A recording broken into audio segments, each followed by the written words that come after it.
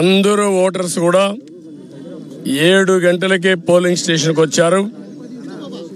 తమ ఓటు ఒక పవిత్రమైన భావంతో ఓటేయాలనే ఉద్దేశంతో వచ్చారు. చాలా ఎన్నికలు చూశారు, కానీ ఈరోజు చూసింది మాత్రం చాలా ప్రత్యేకంగా కనపడుస్తుంది. ఓటు అనేది ప్రజాస్వామ్యంలో ఒక వజ్రాయుధం. వాళ్ళ జీవితాల్ని, సమాజ జీవితాన్ని, వాళ్ళ పిల్లల భవిష్యత్తుని తీర్చిదిద్దేది. అది గుర్తించారు. చాలా పెద్ద ఎత్తున వచ్చారు.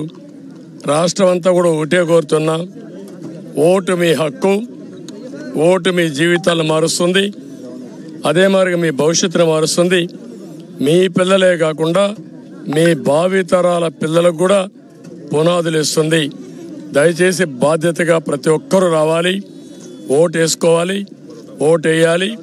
తద్వారా మీ యొక్క మనోభావాలు తెలియజేసి రేపు రాబోయే రోజుల్లో ఏదైతే సుపరిపాలన ఉంటుందో ఆ సుపరిపాలనకు నాంది పలకాల్సిందిగా మరొక్కసారి కోరుకుంటూ, మరొక్కసారి అందరినీ విజ్ఞప్తి చేస్తున్నా, అశ్రద్ధ చేయొద్దండి. ప్రతి ఒక్క వ్యక్తి యొక్క బాధ్యత.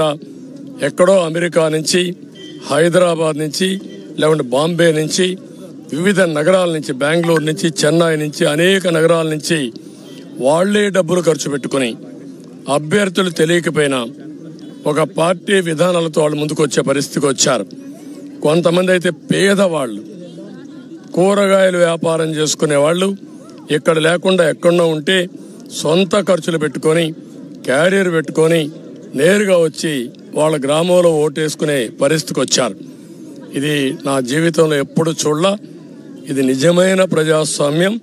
ప్రజాస్వామ్య స్ఫూర్తికి ఇది నిదర్శనం.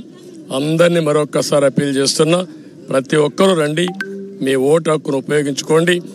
ఏ వ్యక్తి కూడా నేను చూశాను, వికలాంగులు, వృద్ధులు, నడవలేని వాళ్ళు వీల్ చైర్లో వచ్చి ఇది నా బాధ్యత, నేను ఓటేస్తానని చెప్పినప్పుడు నాకు చాలా ఆనందం కలిగింది.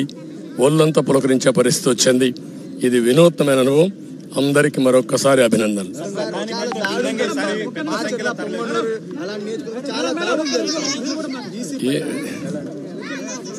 Election commission